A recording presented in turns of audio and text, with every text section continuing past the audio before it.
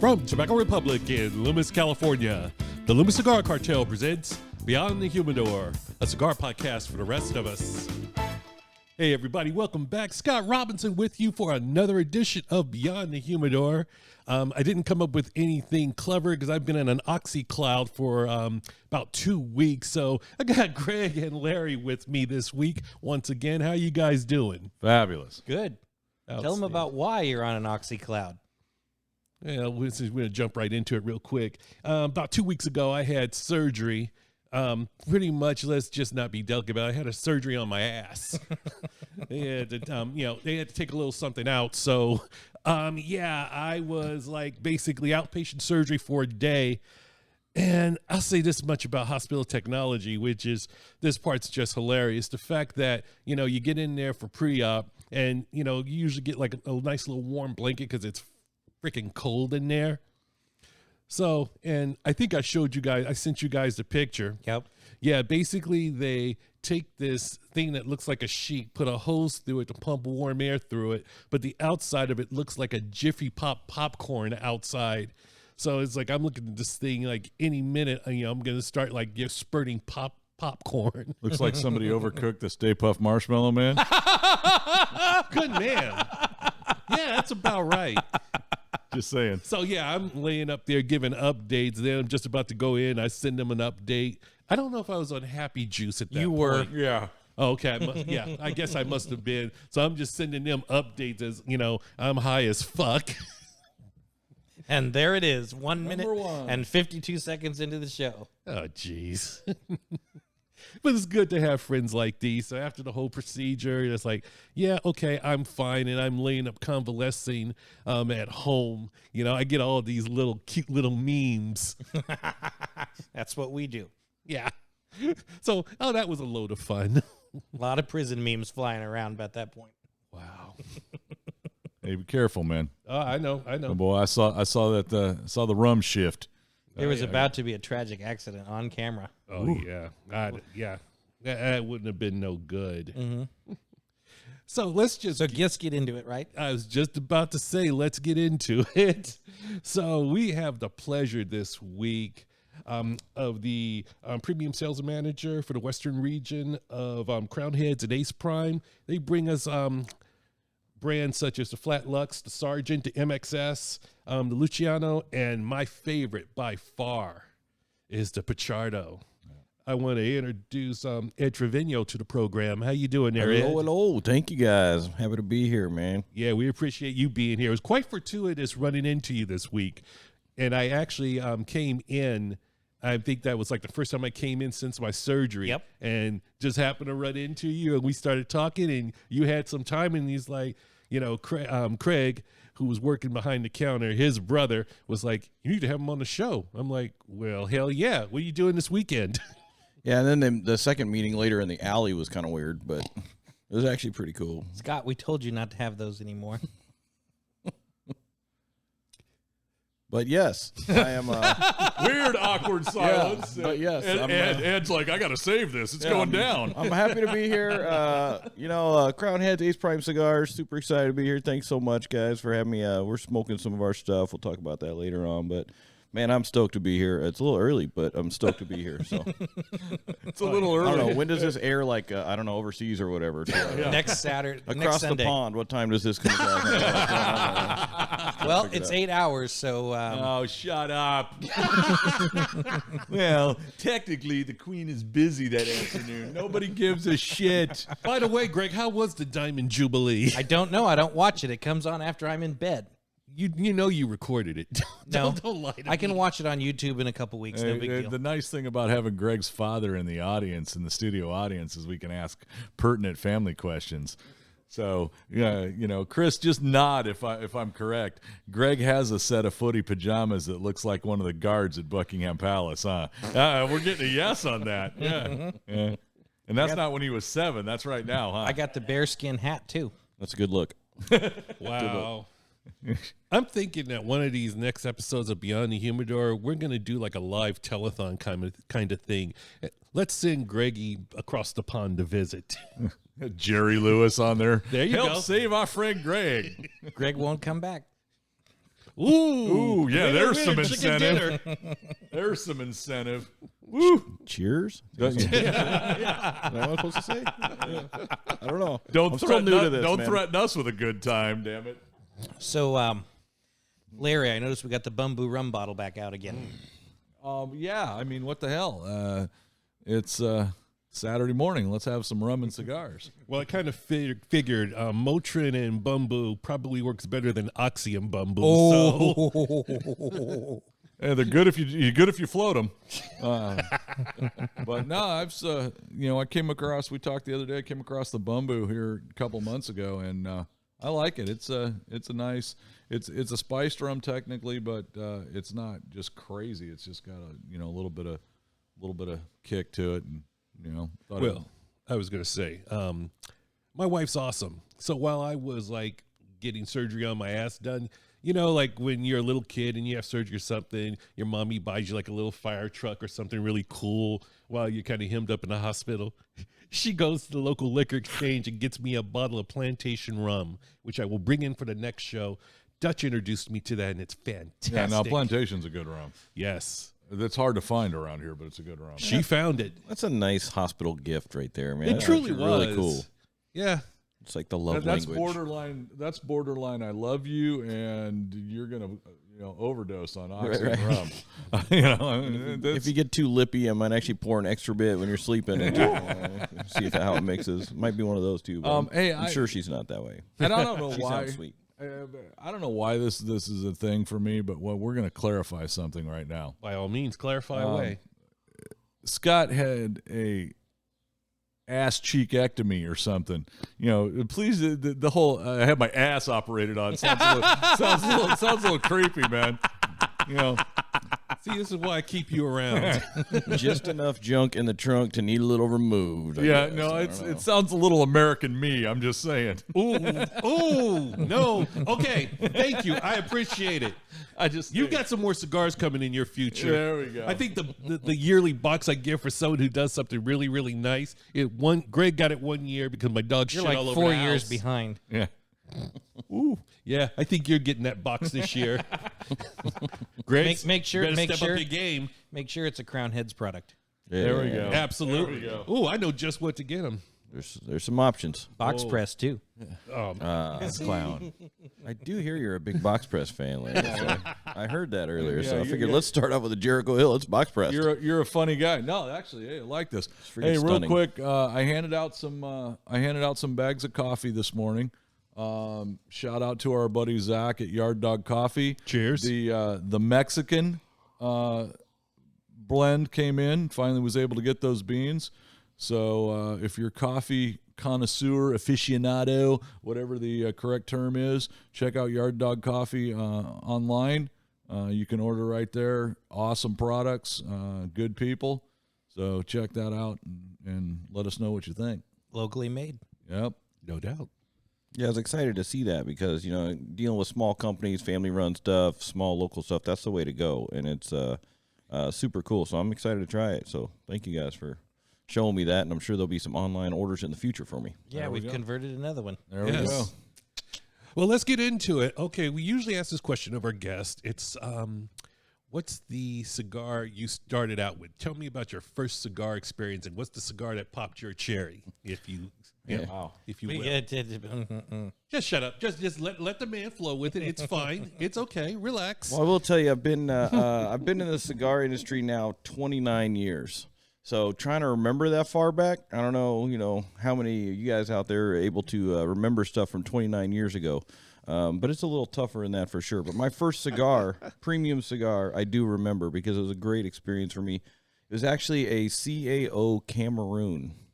And that cigar was, it was like this. It was recommended by my local tobacconist just because it had this like little nutmeg sweetness to it. It was a little lighter Cameroon wrapper. It's going to be a little softer on the palate and everything like that. And I was like, well, I don't know anything about that. That sounds good though, And I didn't want to smoke anything that was, not a premium cigar. I really wanted to try to embrace in that world and see what it was about. So I give myself the best chance of hopefully enjoying this and really understanding it at least, where if I didn't like it, then I knew that I didn't like it because of something good, in the world of cigars. So I smoked that cigar, and it totally changed my world, man. I was like, I can't believe these flavor profiles you're pulling out of this thing. I can't believe all these. I wasn't using the word profile back then, but I was like, this is tasty. But, and I was like, why is this so good? I don't really understand it. And the relaxing piece, and then I started to get further into the whole world of cigars. I'm sure we'll talk about, later on. But man, I never looked back from that cigar. So that cigar, and then I followed up a little stronger, which is still one of my favorite cigars to this day. Is the Punch Royal Coronation. Pretty much nobody hears about it anymore because it's just an old cigar, but it's out there, I guess. I don't know. I think that company still sells it. I don't know. But I got a little stockpile that I had been into for a long time. But it's a cigar that maybe isn't modern dynamic, maybe isn't as popular or anything right now, but it's just one of my – it's kind of like that childhood comfort food for me in cigars. So CAO Cameroon and Punch Royal Coronation. Still available for sale. Yeah. There you go. Mm-hmm. That's pretty sweet. Yep. I don't know. Is that a boring answer? Good answer? No. You're doing just The fine. real answer. My life is just what it is. So it works for that. I like it. So We'll filter this out later. Yeah. So, he went over the 24-second comment. we've got no clock, no worries about that. Say, did you see how long we let Brian Matola speak? Wow. Props to Love Brian. you, Brian. Props to Brian. What's up, buddy? So tell me about your transition from the cigar smoking consumer to, getting into the cigar world, if you will. I'll tell you, actually, getting into the retail side was really short for me. As far as just being a consumer into that, because I started off in there, went into the shop. Luckily, there was a local store in the city I was in, and they were like, they took me kind of under their wing, and they were really an educational-based store, so it kind of set the precedence of what I expected should be normal from then on. And I was a young dude, I was freaking filling out FAFSA forms for college and then figuring out, am I going to spend it on books or am I going to spend it on cigars? I don't know. So doing that stuff, checking it all out, and then going in. But these guys were really taking interest in us and really trying to show us, me and my buddies, what was going on with it and help us to enjoy the experience. And I really latched onto it. And probably, 2 months after smoking my first cigar, I was offered a holiday position in the retail store to help them out a little bit, because I'm just one of those guys that digs right in and starts trying to figure everything about something and checking it all out. And, man, I just started really absorbing as much tobacco, cigar, and pipe knowledge that I could, and got a little part-time job for the holidays and helped them out in that time, and then really never left. So stayed part-time in the store for, it ended up turning into a full-time thing, and that was 14 years of doing that. So it really wasn't a transition from being a consumer to a store guy, clerk. I don't know what it is. Yeah, whatever that word is. But get into that, and I've just always embraced and been super excited in the cigar world. It's just something that really stuck to me, and I love the camaraderie and the people and all that sort of stuff. So there you go, short stint. That's great, man. Yeah, because usually, from my limited, I won't say limited experience, but I. Becoming a part of the cigar family, if you will, beyond consumer, it usually takes a little bit of time, and you just dove right in, which is awesome. Yeah, it's like, I'm always been one of those guys where I'm like, I'm not really out there to impress anyone else, or like, I don't really need more friends. I just want to get out there and smoke cigars. I was like, this is awesome. And this guy is telling me that I could work here and smoke, try cigars. Right. Yeah. We had this thing where he's like, yeah, go to the humidor. I want you to learn stuff, because the way I can tell you how you learn already. So to his credit, the owner at that point was like, this guy's really into this already. And so he says, I want you to go in the humidor, start in the top left corner, and then just start making your way around as you're smoking during shifts and trying cigars, and start classifying them in your mind as to what kind of consumer, what kind of guy, what would he say in order to buy that cigar, be interested in that cigar. So that was the early kind of foundation of me trying to help people marry into the cigar. So it wasn't, this is a Nicaraguan Viso from the Jalapa region or anything like that I learned in the beginning, but it was like, hey, if you like this, you're going to like this, and being able to classify that stuff. So this guy's like, yeah, start at the top, go all the way around, try not to smoke too many $20 cigars in one day. And I was like, I'm in. And then just wrapped around the humidor. It was wonderful. That's like giving you 2 garbage bags full of ones and pointing you to the strip club, huh? That's what I hear. I don't know. That's what I That's hear. what I hear. I don't know. But it was really cool, and it helped me to be able to really establish a palate, start to, realize what the nuances of cigars were, and then deeply dive into the community of cigars and cigar people, which cigar people are some of the greatest people on the planet. So, that's what it all started. And for me, it was free cigars. Yeah, We talked about that at breakfast earlier about the spectrum of the hobbyists to, and I used the word aficionado at breakfast. I think I would change that to the actual true tobacconist. Yeah. You know, you have the hobbyists who will just mix stuff around a little bit, and they don't know where quite to place themselves. So they get into this habit of trying to be really, really specific and knowledgeable, you know, versus the cigar good. Then you've got the tobacconist who actually says, I want you to get the nuances to, you know, really drill down on the flavors of the cigar. Yeah. Because we were looking at one on our phones, and it just says, you know, the origin of the tobacco's Nicaragua. And it's like, well, that doesn't tell me much because there's so many regions in Nicaragua. Yeah. And then what kind of, you know, was it shade structures? Was it sun? Was it, you know, is it low priming, high priming? I mean, there's all these other things that I learned over time, the nuances of cigars.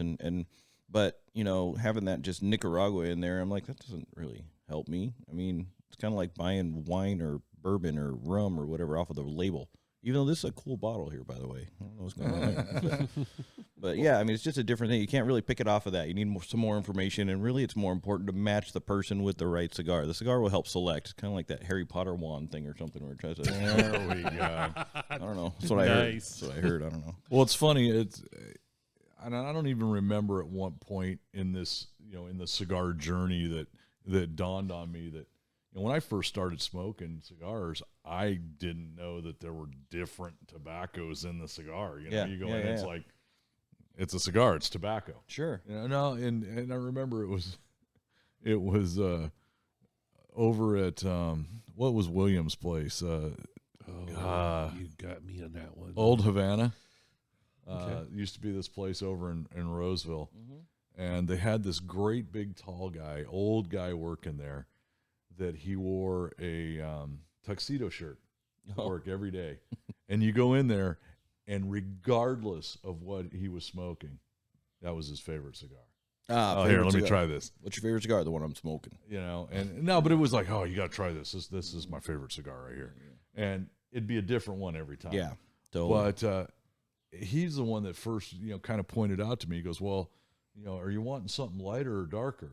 And I'm like, you know, I don't know. And he goes, well, is it going to be an after dinner kind of cigar? Yeah.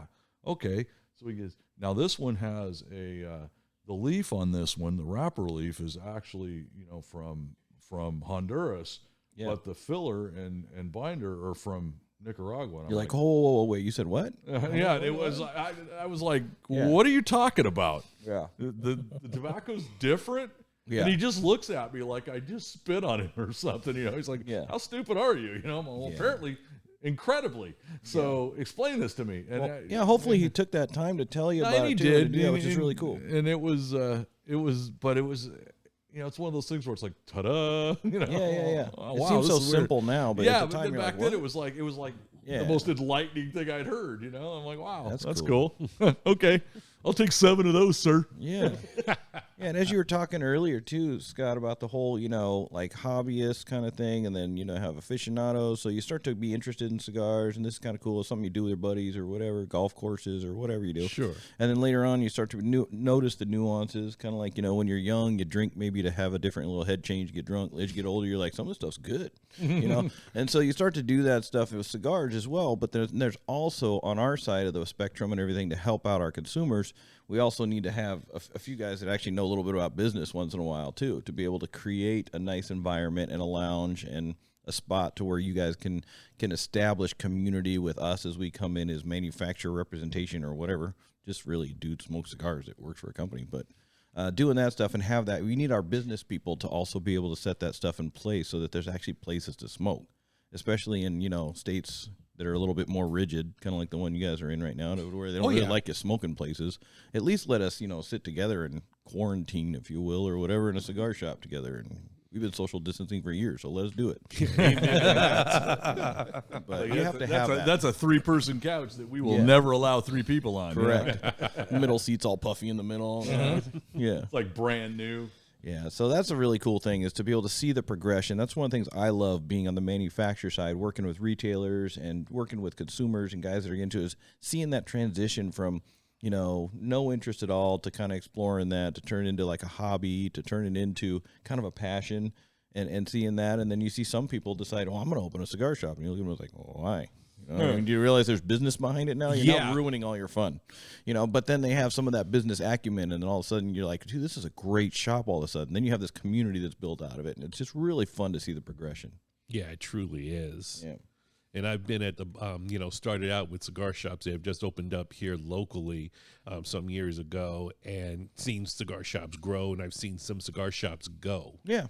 You know, and I was speaking on the ones that go are the ones that don't encourage that community, who use it as their private clubhouse. There was one locally here in Roseville, probably about maybe 15 years ago. And basically it was a shop, had a humidor, had a nice big TV on the side or whatever. And I'd had some experience smoking, and, I was about to sit down and smoke, and he's like, oh, no, that's a private. And it's like, really? And I'm kind of sitting here like, you're around the corner from where I live.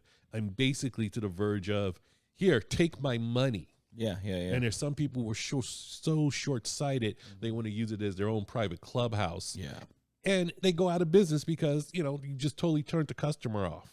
Yeah, totally that way. And, I'm kind of that, I guess I'm kind of libertarian-minded in that mindset where I'm like, yeah, you run your business however you want. Some Exactly. people will reward you for that. And some people will actually penalize you for that, and that's really up to you as a business owner. So if you don't have that business acumen, then it's important, to have. Then you could fail just based off that stuff, and just if you don't have a club, go convert your garage, or whatever. But at the same time, if you want to run a business, it's a different animal, and it's challenging and it's hard because you want to carry that community, but you also want to feed your family. Yeah. So I love that aspect, being on the manufacturer side, being able to roll into shops and be like, dude, let's try to put something together. Let's do a little something to get these guys that are interested in the cigar, and maybe they'll actually mix a couple of mine into their humidor, into the rotation. Maybe they'll actually make the register ring 2 or 3 more cigars than normal to help your average sale Joe retailer, and then we can do that. But I think that's really important because you have to be able to support the local retailers, support the brick and mortars, because they have families, they have time and blood and money invested in it too. But at the same time, if they're running practices that don't fit you, then you don't have to spend your money either. So you got to figure that part out. Yeah. And I think that's one of the biggest things where you can have, I'd rather be a part of a small fledgling cigar shop that appreciates their customers. I was going to one particularly in Midtown Sacramento for a while when, I was like in my infancy of cigar smoking. And what they did every year was an appreciation where they bring in like tri-tip, barbecue it outside. Yeah. And, they didn't have to do that. It was to no real gain, if you will, but well, it was a game because people came in and, you had the curiosity seekers like, wait a minute, cigar shops and meat and food? Oh, hell yeah. And get to talking to them. It's like, have a smoke, sit back and enjoy. And this was a little tiny shop. I mean, it probably had, maybe 7 or 8 chairs. But it was always filled to capacity. Some buddies of mine and I, who I met at the shop, we come by for lunch and play poker, just small stakes poker. $5 to get in on it, and just play with some little cheap chips, smoke cigars, and totally legal, by the way. Yeah, don't not any of that weird stuff. Yep. 420. We don't need no closed state on. Yeah, we don't need no government interaction. It's a friendly game because to remind you, the house doesn't get any money. So long as the house gets no money and it's small stakes. Yeah, that's where you're fine. And that was about the time Texas Hold'em got really, really big. Yeah, and then in some aspects it got out of control in some places. Where they had to say, "Now you can't do this." Yeah. But anyway, it was getting off the beaten track there. It was nice to be a part of that community, just to be a part of a small community, just a community period of fellow cigar smokers, enjoying your passions and hobbies as well as this common passion of smoking cigars. Yeah. How long you guys been smoking cigars? Greg, Larry, Scott? How long you guys been in cigars? Collectively, it's like I'm 25 60 some odd years. I'm about 25 too. And I'm going on 14 or 15. Yeah, so you guys got some experience just not only enjoying cigars, enjoying the community, but probably seeing a lot of changes even in the retail environment. And even absolutely. in the cigars. What we're putting out as manufacturers is very different than it was, 15 years ago, 20 years ago. Well, so the online thing. It's got to be a lot of fun. Oh, no, it's crazy watching it evolve. I transformed from being a leaf tobacco chew. Oh, okay, guy. Mm-hmm. And I was the Levi Garrett Copenhagen or the Good old boy. Love it. Well, yeah, no, that's back then I worked graveyards. I got up at 10:30. Put in, walked out to my truck. I live 7 minutes from where I worked. I put in a wad of tobacco, and that was in. I added to that all night. And I'd smoked cigars before that, but just casually. Yeah. When I was in the bar business, and I had a buddy whose older sister was an international stewardess. Okay. So she was bringing stuff back from overseas. Yeah. And so I got spoiled very early in the cigar. I got some great cigars that I didn't know any better. The world was wide. Yeah. Well, but it was a cigar. I mean, I yeah. didn't know that it was an actual Monte Cristo No. 2. And that didn't mean anything to me back then, Yeah. So, but yeah, it's enjoyable. It's relaxing to me. It's great. And it's why do you guys keep doing it? Why do you keep smoking cigars? What's of interest to you guys as far as that? For me, I can say it's just, enjoying different cigars and discovering new things. But it's community right here. Yeah. This is why I keep smoking. Yeah. I have fun with these guys, and other guys in the shop. And it's just an enjoyable experience to sit down, as I said, and just have a smoke with, a group of people, different walks of life. Yeah. Talk, laugh, joke, be cruel to each other. Yeah.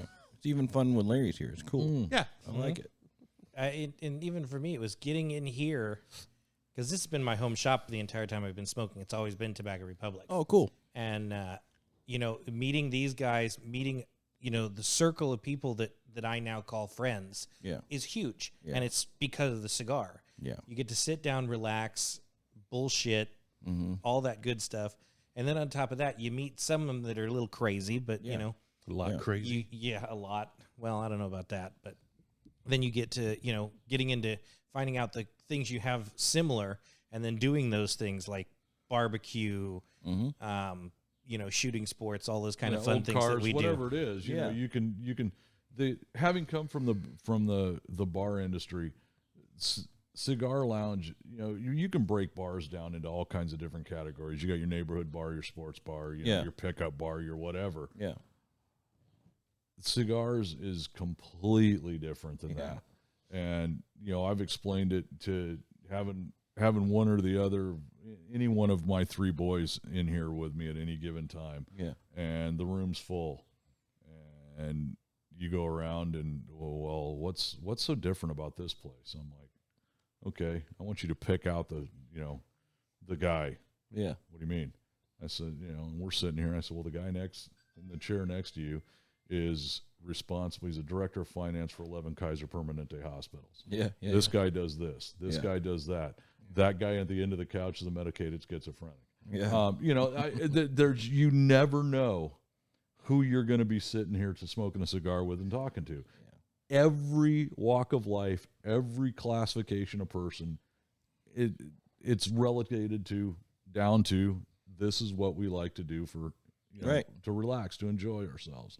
And I think that's cool. There's so many different people, different types of people, different walks of life, different, business experiences, different life experiences that I've met in the 25 plus years of doing this.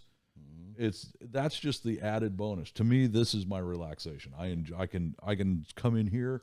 It can be completely packed full of people and loud, and I'm going to relax and smoke a cigar. Yeah. I can sit on my back patio by myself and relax and smoke a cigar. That's the common denominator for me. Mm-hmm. Cigars are a great equalizer like that. And I mean, shoot, those of you watching the video right now, you can see it's like a double XL male model freaking Abercrombie commercial over here, because we got all sorts of things represented up in here. It's awesome.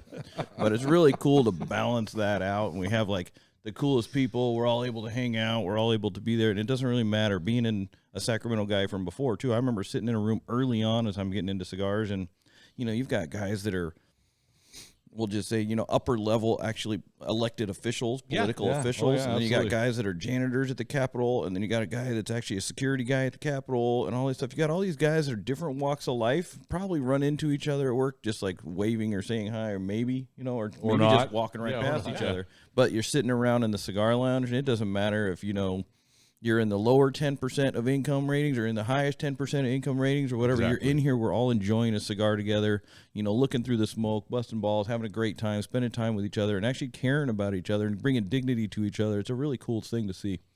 So, I don't know. I don't get all weird there, but... Too late. I was looking around the room, and I was like, this is kind of like an Abercrombie thing. Yeah, like, side note. Orale. Simone, chale, Hey, side note for a second, when we start looking sponsorship ways, if Lane Bryant ever does any mail stuff. Not a bad, or Casual Mail XL. Yeah. Wait. Okay. Okay. No, I'm just leave it at that. It's fine. Whatever. So, what are y'all smoking? That's actually yes. Camera Gorilla did send me a text message about. Don't forget, we have not even discussed yet what the hell we are smoking. I know we're getting to that. We're getting to that. Hey, pump the brakes there, Gorilla. I think it's actually a cool thing because, I'm here as a manufacturer. So a lot of times, of course, I'm still going to want to talk about my cigars and sell. No, absolutely. So, of course. And it'll be reward for all of you that stick through the podcast a little longer. You actually get like, oh, there's some cigar stuff in there. But I think it's really cool not prioritizing even that stuff from the beginning and just getting into what the community is of cigars because that's the reason we sit around and try different stuff, Absolutely. And to go into work mode, I guess, maybe. I don't know. Yeah. From that aspect. But smoking the Jericho Hill, for example, coming in and smoking a cigar with, it's got a Mexican San Andreas wrapper, Nicaraguan body, Nicaraguan filler, for all of you that love that sort of information. But this is a cigar I've been smoking since its inception. I think it's about 9 years now. And it's one that I always have at events. It's an older cigar from Crown Heads. And, one of the earliest ones. The company is about 11 years old now. So doing that. But it's one that I've been smoking forever. So every time I do an event, I have Jericho Hills with me because sometimes the stores don't because, sometimes out of sight, out of mind. And there's so many great cigars coming out in the world right now. So, as a retailer, you have to be able to choose what's moving quick and doing all this sort of stuff. And I get it. Sometimes the older cigars, guys have moved on to things because there's so many little flashy things popping around nowadays. Yeah. But man, some of these old standbys, this Jericho Hill, those two cigars I mentioned earlier, those are old school cigars. Those are cigars that you're like, when someone says, oh, I smoke these, it's like the dude that says, I carry 1911. It's like, that's a dude from like back in the day. It's not this, I don't like no striker fired, and so it's one of those things that's like different. And I'm that way too. I'm kind of an old soul in that manner. Even when I was young, I was smoking stuff that was traditional, that was in place, but yet I want big flavor and I want real smoothness. And man, this Jericho Hill it's just right up there with all sorts of stuff. That wrapper's smooth. It's not too heavy. I can smoke 3, 4, 5, 7 of these a day. And it'll be real good and flavorful, and then I can mix it up with other stuff to put it in there as well. But Jericho Hill's the cigar we're smoking right now. It's the OBS size. It's a really good stick. Personally, one of my favorites. I hope you three are enjoying that too. Oh, awesome stick. This was a great stick 9-10 years ago when it came out. Yeah, it's still a great stick, and that huge point you just made is. There's so much information of new products that we get bombarded with. Some of it's good. Well, a lot of it's good, but some of it not so much. Some is not so much. But we tend to lose sight of some of the cornerstones that got us here. Yeah. Thank you. You're right where I was going to go. Is you forget when you mentioned some of the legacy brands, the classic brands. Yeah. You don't see those much anymore because the newest, greatest thing is coming out and they're being forgotten about. Yeah. And some, just because it's the same thing with Cuban cigars and everything else. There's different growing regions. There's different products that are out there. Our palates actually modify a lot. You might smoke a cigar 10 years after you smoked it before and you're like, this is different. No, it's you. Your palate's modified, because you're more experienced or smoking other stuff or whatever. But at the same time, some of those consistent brands, some of them are great. Some of them are nice to revisit and kind of do a little nostalgic kind of tour every once in a while. But at the same time, some of them are still just not good. And that's okay too. But this is, I think I mentioned earlier in our conversation, maybe not here on the air, but that this is one of those kind of like childhood comfort food cigars for me, where it's just like, man, when Jericho Hill came out, when these guys came out from Crown Heads and started their own thing, and I'm sure everyone was telling them this ain't going to work. You guys are going to be, you can't do this. There's already enough cigars out there or whatever. And they're just like, I don't really care. I'm going to make great cigars. And I'm going to do this, and credit and kudos to John Huber, who really blends a lot of the cigars and stuff for Crown Heads. He's just like, I'm making great cigars, and people will like great cigars. And so I'm just going to do it, and then we'll figure out how it goes. And it works out, and it's come out great. And the Jericho Hill is one of the early ones, and I'll still smoke it to this day because it's just a good cigar. I don't care when it came out. I don't care if it's new, if it's old. It's just a great cigar. Some of the new cigars, I don't like at all.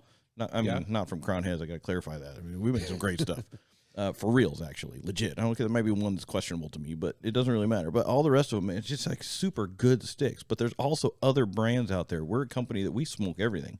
You know, when I first had my first interview with John Huber way back in the day, in the CAO days, you know, he comes in, he's got these tables. He kind of remembers the story a little differently, I guess. So, John, I'll forward this to you, and you can check it out and confirm or deny. But, you know, we're interviewing this thing, and it's like, you know, I come in, and he doesn't know me, and he's got these cigars on the table, and he's like, so this is for CAO at the time, because we were all CAO guys back when it was originally owned by John Ogender himself, and miss him so much, by the way. But from that aspect, I come in there, and he's like, what kind of cigars do you smoke? And I'm like, you know, he said, what are some of your favorite cigars? And so I named the Cameroon, CAO Cameroon, because we talked about that one already. And then I named a bunch of other cigars. Some of them were, or most of them were not CAO at all.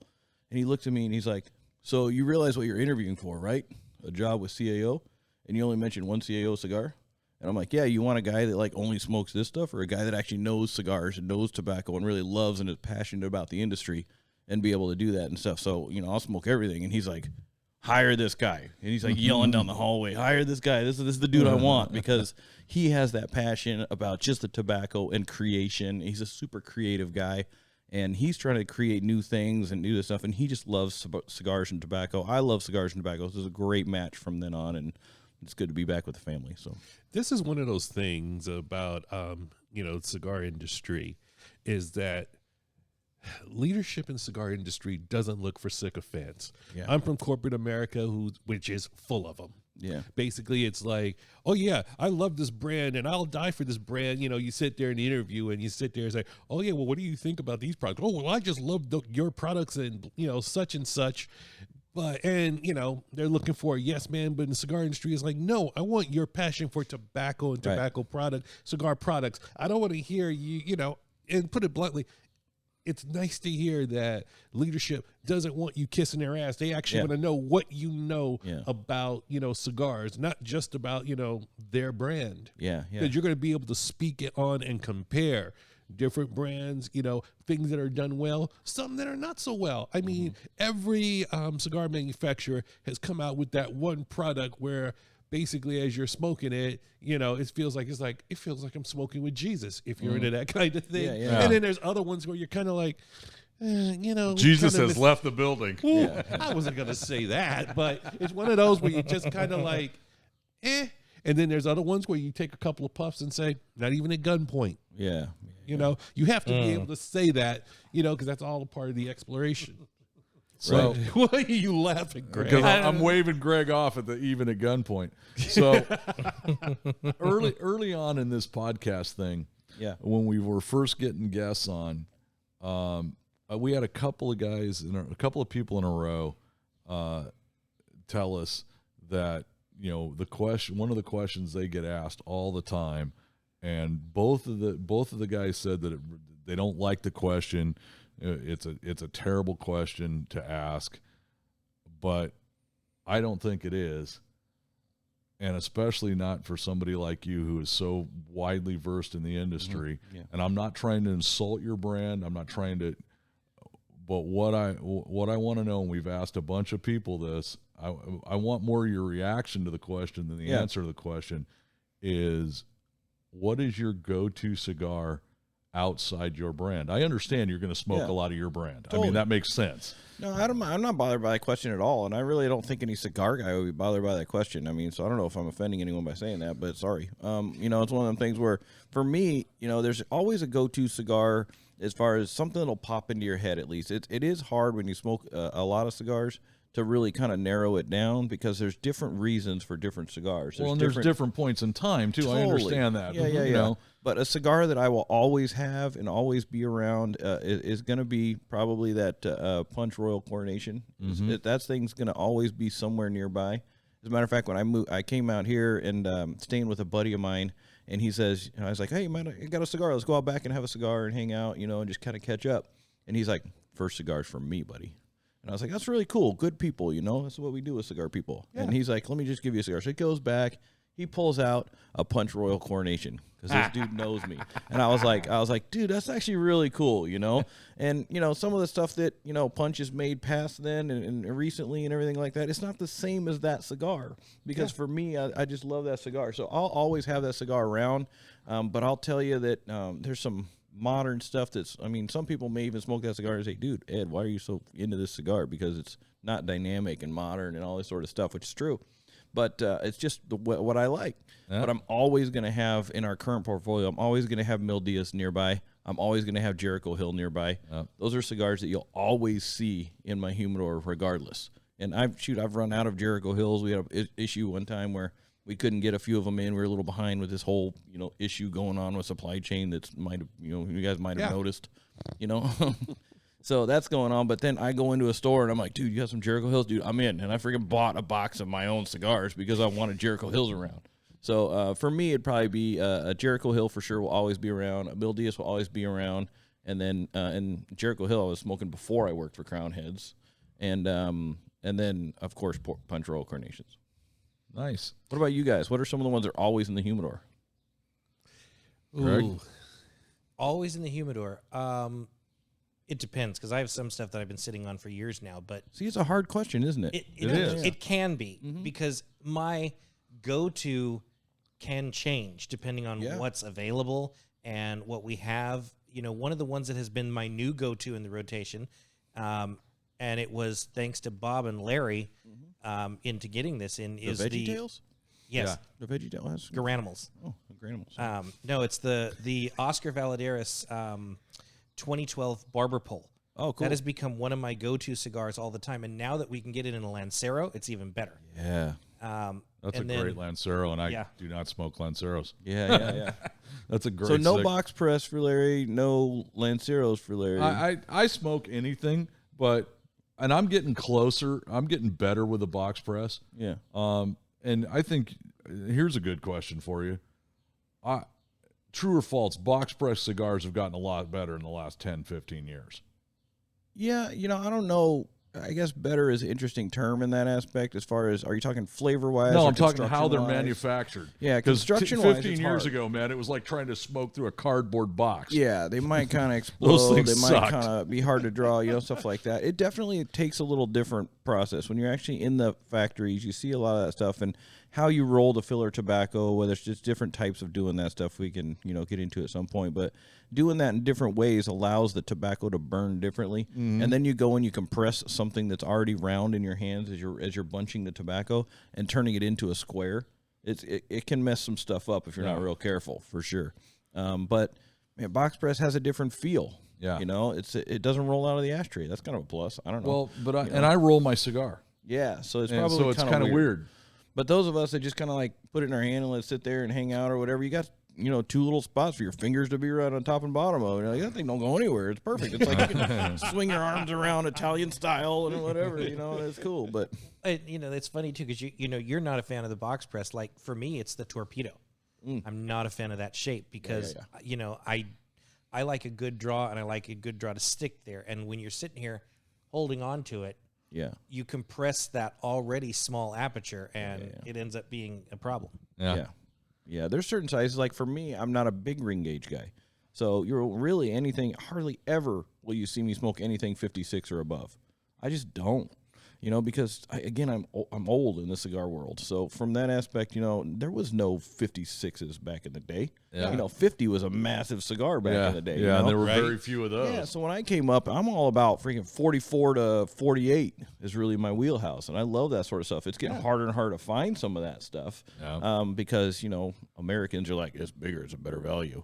You know, but at the same time, if you're smoking for flavor and trying to see what these blenders are trying to create, and they're blending a blend for a specific size, you got to respect the craft of these guys that are actually artists and creating that stuff, and try that stuff in a smaller ring gauge. Lanceros even too, you know. We've got one in the portfolio called the Dreamer, Luciano Dreamer, and that cigar is stunning. That was a top 25 cigar last year. It's you know, one of the only Lanceros ever been on that list. And Lanceros notoriously, especially go back to the Cuban days, I used to smoke a lot of Trinidad Fundadoras and stuff like that, but 30% of the box wouldn't draw.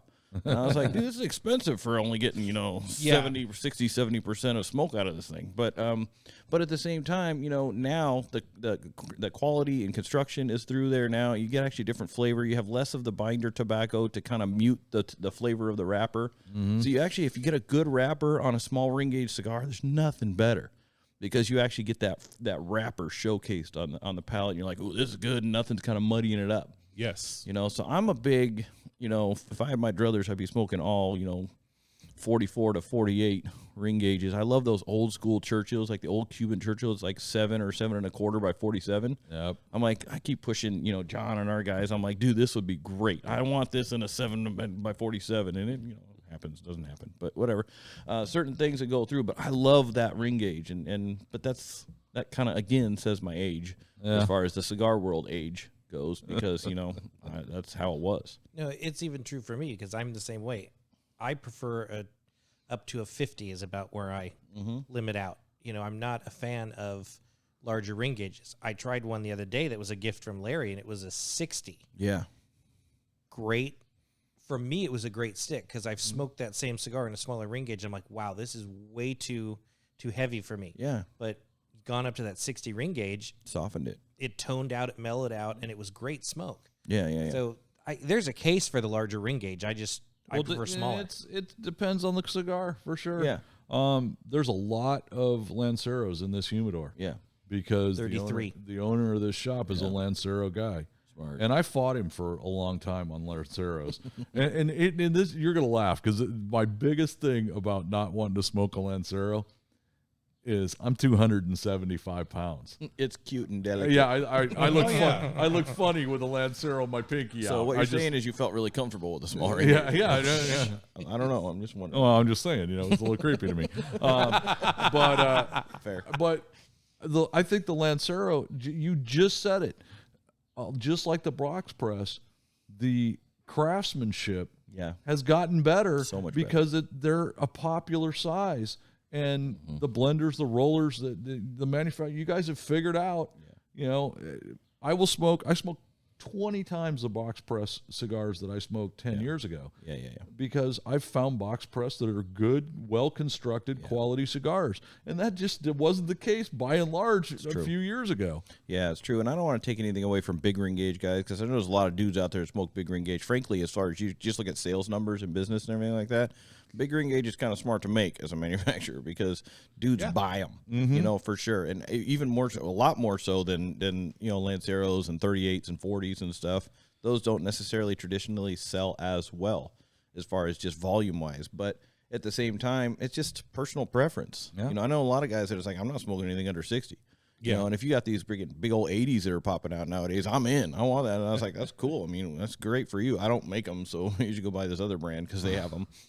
But at the same time, because I want you to be happy with what you smoke. Yep. But it's going to be personal preference. We probably have 4 different preferred sizes here in this room of 4 microphones, and probably 2 more over here. Now that Pops has woken up again. So hey, he just got out of the hospital yesterday. So man, welcome home. Yeah.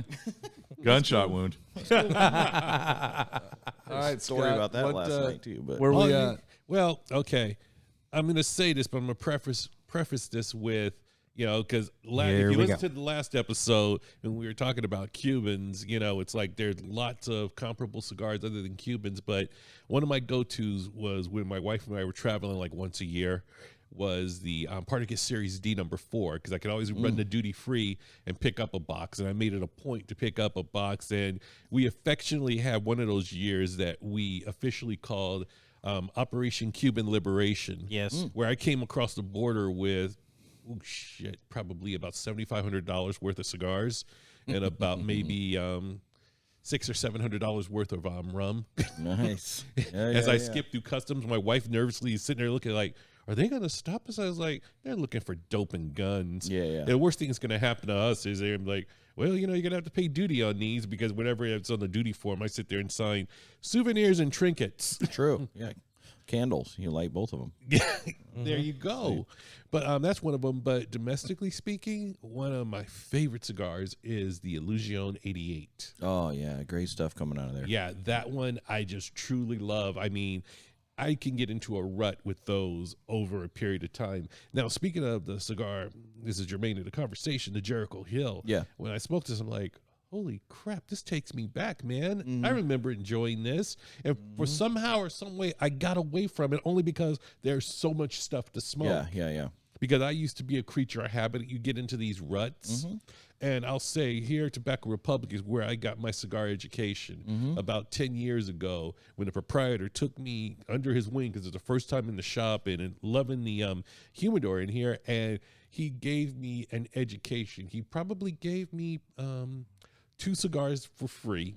Of course, I spent damn near $500 on my first visit because I had this basket. And he's like, oh, yeah. And he's like, you want to have some fun?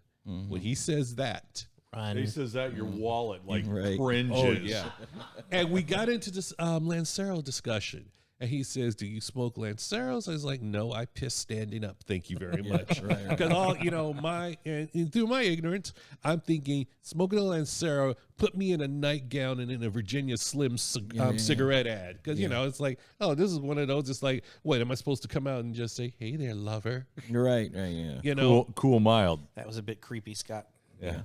You practiced that one too many times. He didn't make eye contact with you. He made eye contact with me when he said it. Oh, my. I was like, whoa. Wait, I like this guy, but whoa. No. He's looking out to see if there's a canoe on top of his car. I'm like,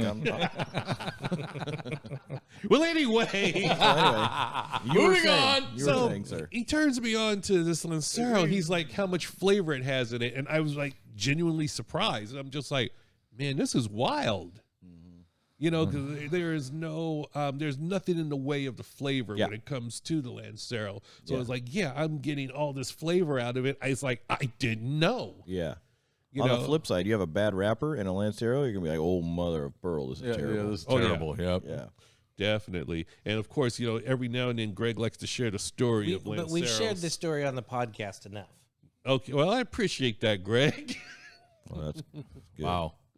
That's good. Thank you. Thank you, kind A sir. little bit of mercy. Yeah. I saw that. Shot in the foot.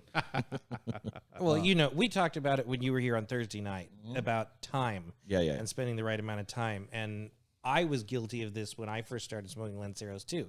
Suck that thing down in 35 minutes and you get no flavor whatsoever from that. You miss most of the aspects of that cigar. Totally doing it miss that out. fast. Yeah, one of the things people I think don't really realize or think about on a regular basis, and one of the things I talk about a lot when I'm doing events or spending time in shops is that, the tobacco tastes best when it's at its coolest. You still want it to burn, but you don't want it to burn hot, because when it burns hot, you actually end up getting yourself some of that kind of that sooty kind of flavor to it, and it really mutes and kind of tears up the tobacco and the nuances that are inside the tobacco. So you want it to be as cool. So when people have like, oh man, my cigar keeps going out, I'm like, well, that's actually really cool.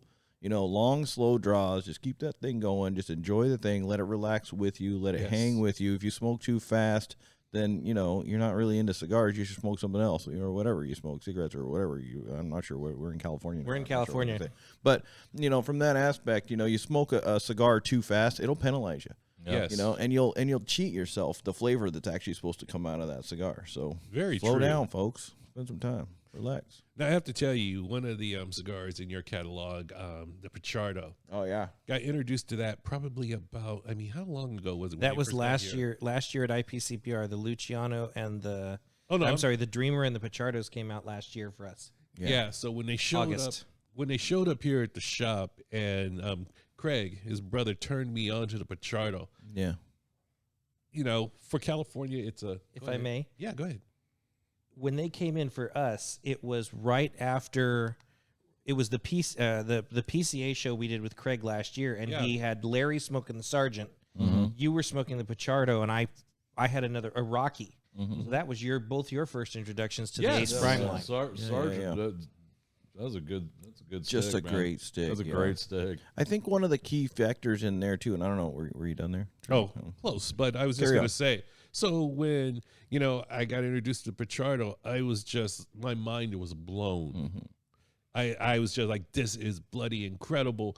And it's like, oh, you like that one? There's like, he had like 4 or 5 more in the humidor. And I'm like, oh, I got to try them all, man. Yeah, we smoked our way around that line. Yeah. That stuff pretty well. Yeah, for those of you that haven't heard, possibly because it is a small brand for sure. Ace Prime Cigars, Ace Prime and Crown Heads, we're basically sister companies. We love each other. We spend time together. We have both sides of it.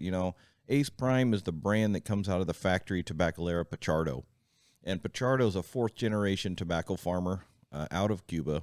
He was actually working in the Partagas factory. Oh, wow, He was actually blending the Serie D in the 80s. Oh. So he's got this heritage of knowing tobacco, and it's just multi-generation growing tobacco. He's got a real understanding of it, and you actually taste that flavor profile and all the Ace Prime stuff, the Pichardo Familiar Reserve, the Classico stuff, the Luciano Dreamer stuff, the Fiat Lux, all that stuff that we have going on. You taste that kind of that quality and that understanding of tobacco. And then in addition, that factory has been behind some of the major wins that we've had over at Crown Heads in recent years, because they're making stuff for us at Crown Heads as well. For example, our Mil Diaz. If you know anything about Crown Heads, you probably know Mil Diaz, because it's just all over the place. It's just been so well received. It's an amazing cigar. Many, like 25 different top 25s it was on. It's just a great cigar. And that cigar came out of the Tabacalera Pichardo factory. The Juarez, which was a big success for us, our first big success out of the Tabacalera Pichardo factory. Great value cigar. I mean, there's no cigar, in my opinion, period, that's a better value price point to what you're experiencing with the Juarez. And then in addition, now our next cigar we're going to have, the Serie, that comes out of the Pichardo factory. Our PCA limited release called Le Patissier, which, some online reviewers maybe didn't review it so high a number, but at the same time, the people have revolted against that and said, dude, you give me this you gave that cigar a low rating. I don't understand. This is better than cigars you've put at 95, 96, 97. And it's a great stick. But again, it's a 44 ring gauge. So it's a little smaller. People are like, I don't know about that. But some of the best cigars coming out of Crown Heads have been coming out of the Tabacalera Pichardo. And that is Pichardo's. That's Pichardo behind everything right now. I always tell we're a small boutique company, but we're a refined small boutique company. So Extremely. You don't have that sharpness. You have tons of complexity. You have the smoothness. You have the richness tobacco. You can taste that the dude behind the tobacco knows tobacco in any of the Ace Prime products or Tabacalera Pichardo manufactured stuff. So Crown Heads and such. So if you haven't tried out there in the world the Ace Prime stuff, come into your local shop, ask them. I don't know I heard you have some like listeners across the pond. Yes, we do. Stuff like that. So I don't know how that all works, but contact us if you need help trying to find local retailers and stuff like that. But I'll tell you, man, if you can get your hands on some Ace Prime stuff, Crown Head's known for sure a little bit more in that aspect, but some of this stuff is just amazing, and you'll be rewarded for trying some of this stuff. And it's not because I sell it, and that's the hard part of being the sales guy, is you're like, everybody's like, of course you don't like them. You wear the tie. I don't wear a tie. I'm actually wearing flip-flops right now, and I feel kind of bad about it. But, at the same time, it's like, I just love the cigars. They make quality stuff. They're good stuff. Please get a hold of them and try them at least, and decide for yourself if they deserve a spot in your humidor. Well, and you were talking about, our go-tos. Yeah. It is fortuitous that you're sitting in front of us, but one of my go-tos became in this past year is that Pichardo Sumatra. Yeah. Because it's such a great, it happens to be a wrapper leaf that I thoroughly enjoy. And it's just a well-constructed, well-balanced, great cigar with good flavor. And people fail to appreciate that part of the cigar smoking world. Yeah. And it's our highest rated, actually, in there right now. And it's Sumatra leaf is just so smooth and so tasty, but then you get the complexity that comes out of Pichardo and the tobacco, the quality of base ingredients. Yes. Man, dude, it's stunning. So. Yeah, so like I said, I mean, the Pichardo, again, mind blown, and I would not mind at all having like every Pichardo in my humidor. Yeah. All of them are just fantastic. That's a goal right there. Yeah. Yeah. We'll have to, I'll have to. Craig will be happy to sell you some boxes. Give up some shelf space. Yeah. For me, one of my go-tos is Island Jim.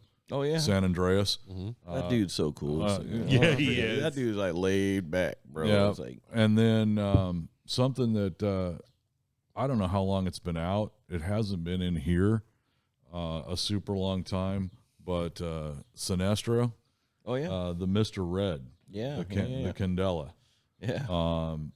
And it's funny, Thursday night when we were all talking, we were talking about, what cigar you have after a meal. And, because I'm the darker cigar guy probably out of the three of us. But as far as you smoke darker cigars, right? Yeah. The darker guy.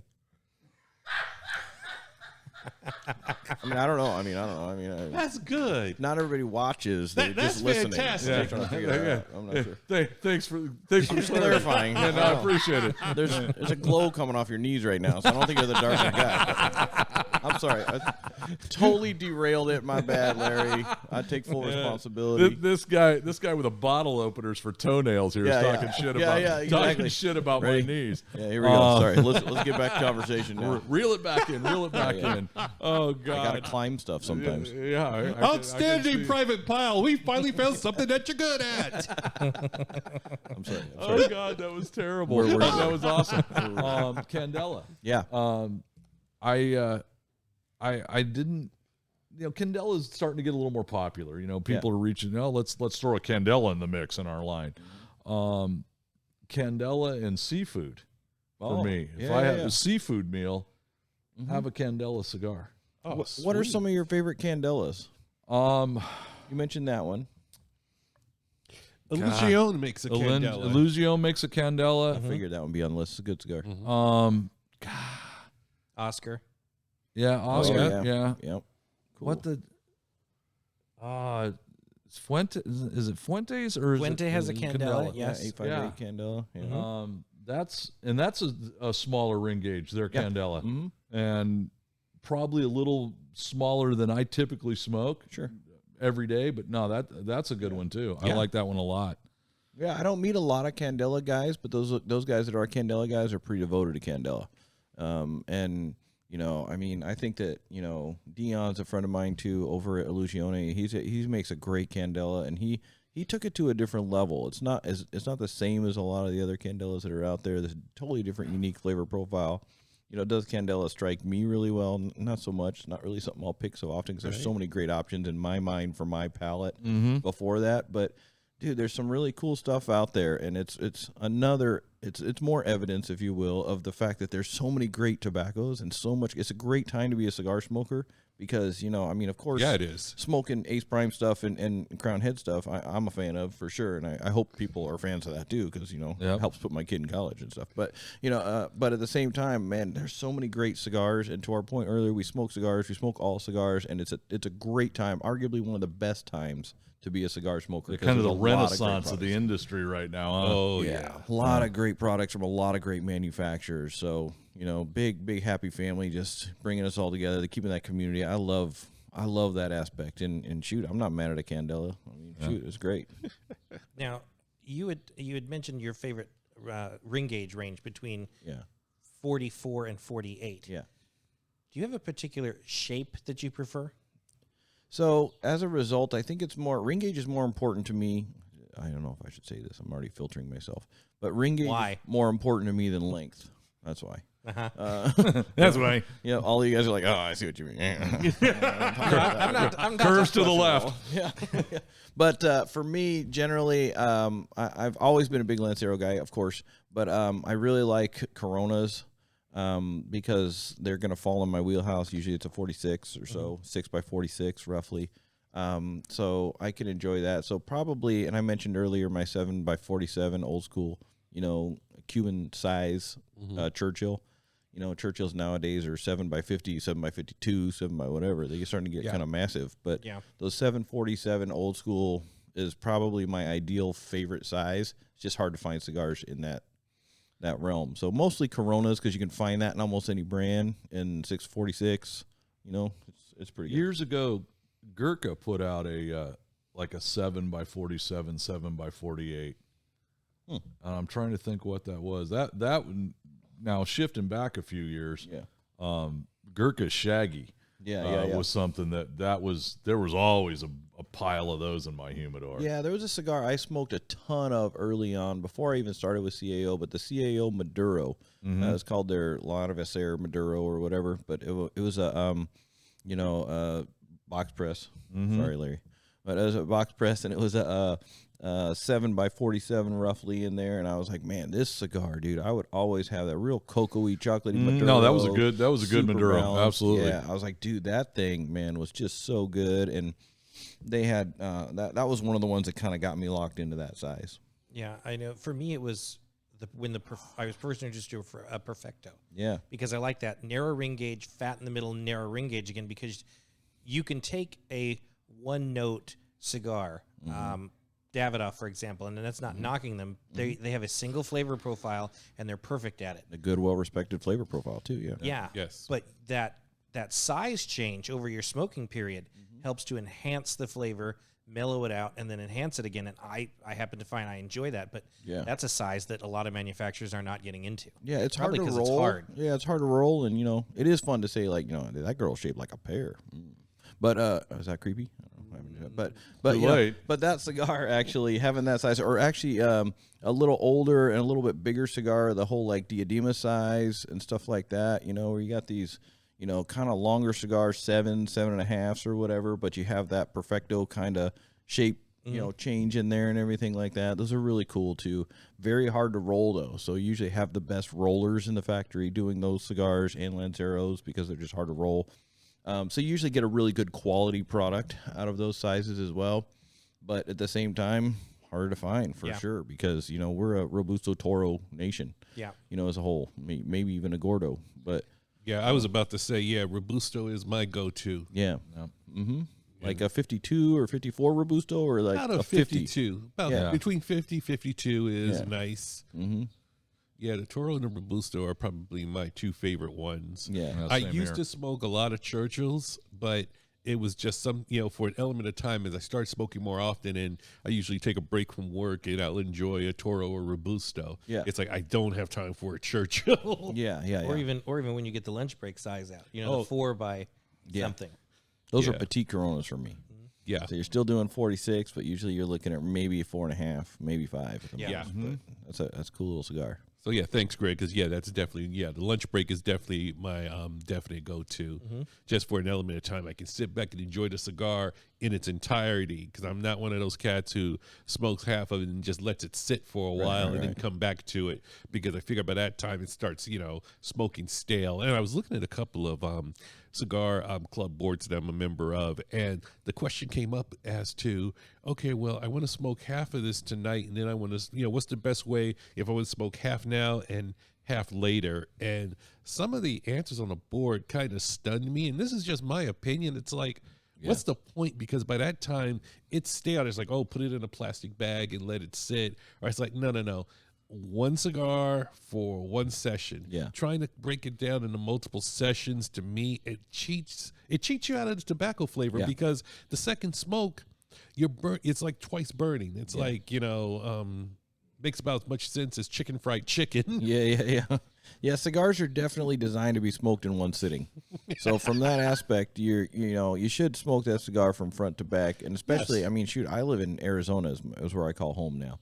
In Arizona, when we're dealing with 9% humidity out in the air, you can't let a cigar sit after smoking it. It's going to freaking unravel and just disintegrate on you, even if you tried to smoke it again. So, really, that's where the value of small cigars, and I know in the American culture, oftentimes we're like, well, this one's substantially larger. This is a 6x54 versus this 4x50 or 4x46, and it's only $1 more. That's a way better value. Well, okay, cool. It's better value as far as mass of tobacco.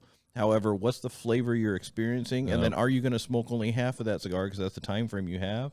And really, is it a better value at that point? And see, that's where I laugh because I fell victim to that in my initial cigar days. It's like, we all did. Bigger is better until, you find if you have the good fortune of speaking to a manufacturer or a tobacconist to kind of hip you to, well, is it really? Because the cigar itself is one experience. You try to split it into two again.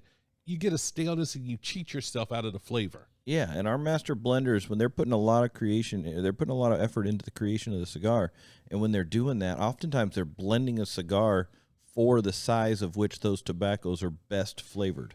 So you want to have the best kind of flavor, and if you respect the roller, there's manufacturers out there that make Robusto, Toro, Gordo, and everything just because those are the best selling sizes, and they're looking at making sure and moving volume. Yeah. That's fine. But you also got other guys that are craftsmen and artisans. Yeah. And when they're creating something like that, you deal with anything from Pichardo or you deal with anything from Crown Heads, you know, where these guys are spending time blending the cigar for it. There's a lot of times we come out with limited edition cigars and stuff, you know, our Mule Kick, our, you know, Bellicoso Fino from La Carême coming out of Crown Heads and all that stuff. Those are blended for those sizes because those sizes are perfect for that blend. Yeah, that's what works for that. Yeah, and it's like you don't go to a Michelin star restaurant and be like, yeah, you know what, I think I'd like this a little bit more well done. You know, they'll be like, I don't think you really need to be in here. And I've been fortunate enough to go to a couple restaurants where they're just like, you know, hey, we don't really have a menu for you to select. We have an experience that the chef has created for you. Yeah, sit your happy ass down and be quiet. Enjoy yourself. Relax, enjoy yourself. And then these courses are going to come out. Some of them are like little tiny and weird, and I feel all like pretentious and foofy. You know, like I'm from across the pond, you know. But from that aspect, there's might be some people with their pinkies up right now. I don't know. But you know, but that at wasn't the same a time, pinky. You do, but you do have the experience that the chef created. Yes, and there's something to be said for enjoying that in there. And in cigars, it's the same way. Is, you know, oftentimes I'll ask manufacturers or blenders when I talk to them, or even reps, or even a lot of shop owners know this stuff because they're just so immersed in it and love it. You know, what size was this blended for? You know, and then you try it and you get the full experience of what they were trying to create. What their go-to plan was, huh? Yeah, and then you can be like, well, I like it a little bit sharper than this. Okay, well, I'm going to go a little smaller ring gauge and try to get a little more fullness out of it, you know, and see if it happens. Or, you know, to your point earlier, Greg, we're talking about, you know, some of the cigars, you get into a bigger ring gauge and you're like, oh, I actually like that better than the smaller ring gauge because it was too much for me in the smaller ring gauge. So that bigger ring gauge will help soften that. So now it's more enjoyable for me. And at the end of the day, it's my wallet that's cracked open to buy this cigar. So I want to get the one best for me. That's but I want to start where the craftsman started. Yeah. And try to figure that stuff out. So, yeah, I just want to make sure I give props to Don Eradio Pichardo because, incredible blender, man. Like I say, I keep going back to the Pichardo. It's like I say, it was quite fortuitous to run into you on Thursday. Yeah. Because I'm like, the Pichardo? Oh, hell yeah. Mm-hmm. Yeah, you know? And if you're ever at the show too, you know, brush up on your Spanish skills ahead of time because you know. That's where he's at. But you know, just tell him, at least come to him and you know, just say thank you. Mm-hmm. You know, for sure. He'll be at the show usually and stuff. What a great the PCA show. He's just so talented, so passionate about it, and then he still creates things, but doesn't always get to experience and see us out there enjoying it. And so, if you have a little of that time where you can roll in there and just be like, dude, I just want to tell you, I love your cigars. I want to thank you for the effort you put into creating it because you've created kind of a quality of life for me through these cigars that I'm really thankful for. Mm-hmm. And that's to the rollers. Please pass that on to the rollers, all that sort of stuff. You know, when you talk to Pichardo or whoever your favorite manufacturer is. Yeah, for sure. And blender. Sure. Get in there and talk to these guys because they don't always see the end result. I'm fortunate I get to see the end result. Yeah. Because we're here hanging out right now, having a great time smoking cigars. And I'm about ready to move into the next one, the Serie E here shortly. Well, it's funny you mentioned that because it's like, I'm kind of brushing up on my Spanish now because, I definitely want to talk to Don Eradio because, holy crap. Yeah. I'm just like, this just blows my mind. Yeah. And, you know, and I'm willing to pay the California premium because I was just doing a little comparison shopping, you know, just for the sake of comparison shopping to see what it actually costs, you know, in the freer parts of the United States where it comes to tobacco. Yeah. And, you know, it's actually quite a nice price point when you get away from the, what are we paying, 300, 400? 65%. 780% tax. Yeah. Yeah. That's what I was getting at. Yeah. It's a pretty state to live in, though. It's pretty here. Oh, it is. Yeah. And that's getting smaller and smaller. I've got to get gas on the way home, though. I'm a little nervous. Hey, you know, it's only $1,200 a tank, man. Great. So I got a quick cringeworthy kind of story for you that I think predates either one of these guys' time in the shop. Peter. Okay, that doesn't ring a bell. Your choppy, please. Okay, Oh, no, yeah, no just- Peter for you either. I don't. Okay, I don't know the name. Peter had had a handlebar mustache, and he bought Lanceros. This shop. Mm-hmm. Okay. This is probably 20 years ago. Yeah. 18 years ago. Yep. He bought Predates me. Lanceros I know where you got this, you jerk. that he cut in half. Oh yeah, I've seen that. What? Wait. Yeah. Back the fuck up for just a minute. There we go. Okay, which part would you like me to clarify? He cut them in half. Yep, big chop cutter. Maybe 60-40, but roughly. But he would cut it in half. Oh, He would smoke the front end first, and then take the second half to smoke later. 2 for 1. No. Yeah. Just no. So I say, if you're spending your money on a cigar, do whatever you want with it. No, Yeah, for sure. exactly. However, you cut a cigar in half and be like, ooh. Now, Scott said earlier, you smoke part of the cigar and you're going to smoke part of it later. There's been at least 3 different guys in and out of this shop, semi-regular basis, that will smoke, maybe not down as far as I am here, Yeah. but they will cut that cigar off. Blow through it to get Yeah, the smoke yeah, out. blow- Yeah, that helps. And take it with them. Yeah. Again, God do what bless you you. like, and I'm no one's judge, but it's Hey, just God like, bless. ugh, Yeah. it's just like, well, okay. I just, God bless you for smoking cigars. That's wonderful. Yeah. But, that brings up a good question, though, is for you other guys. That's a cringeworthy moment for you, Larry. And that, but is there other cringeworthy moments that you guys have seen and experienced in shops or around people? Hold on. Yes, that is my favorite cringe word. It's stubbing the thing out. Let's smash this thing into an Yeah, ashtray. just- and then it just smokes for 4 hours. Yeah. There's Indians That's a good coming one. in because the smoke signals have Yeah. gone up. Yeah, that's a good one. Yeah. I'm going to Yeah, leave the I Indian don't- thing alone. I think it's taco. I don't want to get into questioning which kind of Indians. yeah. What about you guys? Any Feather, kind of not cringeworthy things? For me, and this goes beyond the cigar, it's just being social with the cigar. And, we've told this story. There's a couple of stories we've told repeatedly on the podcast.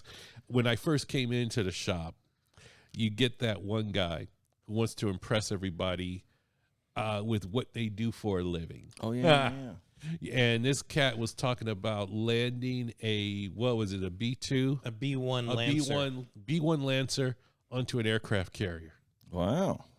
Yeah. Yeah. Sounds like a short story, but I bet it wasn't. No, it was not. And he No, told he was very well versed with his bullshit. Yeah. Yeah. And I'm sitting here listening to this. Now, I was never in the military. The closest I got was a civilian employee on a weapons program. But even I knew. I'm like, okay, really? On an aircraft carrier? You didn't take out the freaking tower and a whole bunch of people with it when you did that? It's just, okay. Then we had this one kid who we affectionately called American Sniper. 19 years old, attached to Special Forces. Saved a Allegedly. group. Yeah. Allegedly. I'm pretty sure he was a cook's assistant. Everybody got to eat. Yeah, he was a sniper, and he talked all this, and someone just happened to ask, "Oh, so what's the rifle you used?" "Oh, I don't remember." And I'm like, okay, I'm not in the military, but I've talked to a lot of military guys. Snipers, you know what that rifle is. Closer to the rifle than you're closer to your wife. Yeah, exactly. Yeah. Yeah, it's like asking a Marine. It's like, hey, what's the name of your rifle? Yeah. Sir, the private rifle's name is Charlene, sir. I got one. Shoot. Ooh, yeah. First trip to the Big Smoke 3 years ago. Rocky Mountain. Or Rocky Mountain. Oh, it I'm was sorry. Rocky Mountain? Okay. To Rocky Mountain. We go to Denver, downtown to 801 Chop. Great steakhouse. I know it's coming. We leave 801 Chop. We go over to a local cigar lounge that had a very helpful gentleman. Relatively speaking. Going around, pouring cocktail, pouring beer and wine, lighting cigars. Committing arson. He poured me a draft beer that was 3/4 foam. Oh. And so the tap's up here. He's got literally has the beer glass 15 inches below the tap. Yeah. And beer's just splashing everywhere. And he was super proud of that. 3/4 of an inch ahead above the rim of the glass, and he brings me that, and I'm like, this is an $8 beer that I'm gonna get 4 sips out of it when I scoop the foam out of this stuff. That is not a value. So our buddy Lewis was with us, and he goes to light Lewis's cigar with a blowtorch. Oh, dude. And I mean the flame. This thing is coming at Lewis. It looks like something out of Apocalypse Now. And Lewis is like, "What the hell?" Grabs the guy's arm. "What the fucking? Give me that! You don't know what you're doing." Right. I've lit more. What do you say? I've lit more cigars than you've smoked. Mm. Which is not the right thing to say to Lewis at all. Oh my God! I Not thought to Lewis mention, was if you're lighting people's cigars in a store environment, you probably are lighting 40 cigars a day or whatever. But I Ed, think you know how to do it by Still, now. that's not really the right thing to say to a guy. Remember when Integral came out with the Dragon lighter that looked like the size of a 9mm handgun? Yeah. This is what this guy was using. And the And the flame, flames coming off this thing, man. You can weld with this shit. Dude. Lighting cigars with an F-18 afterburner. Yeah. And the camera monkey. It's a great way to clear a field. Camera I guess. gorilla. Gorilla, my bad. Yeah, my bad, Gorilla, my bad. Yeah, I've had a being in the retail for so long, almost half my time was retail, half my time was manufacturer. So I've seen a lot of crazy stuff, but I think the one that gives me the most, even to this day, cringy kind of feeling is when you hand a guy a cigar or whatever, he goes in the humidor or whatever, you talk, you get him in, you go through this whole thing, like, okay, this guy's going to really enjoy his cigar. He takes it out there, pulls the cellophane off, and then he proceeds to take the cigar and shove it into his cheek, like as far in as it'll go, and then pull it out, flip it around, and shove the other end into the other cheek. The entire cigar has now been coated in saliva. and then he uses the shop cutter. Then he says, "Can I borrow your cutter?"